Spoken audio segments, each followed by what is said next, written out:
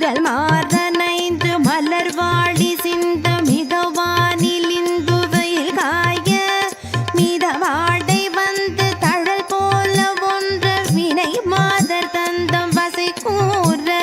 புறவாணர் குன்றில் உரை பேதை கொண்ட கொடிதான துன்பமயல் தீர குளிர் மாலையின் கணனி மாலை தந்து குறை தீர வந்து உருகாயோ